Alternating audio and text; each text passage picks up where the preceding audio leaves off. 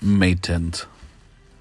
Thank God for the rain, which has helped wash away the garbage and the trash off the sidewalks. I'm working long hours now, 6 in the afternoon to 6 in the morning, sometimes even 8 in the morning, 6 days a week, sometimes 7 days a week.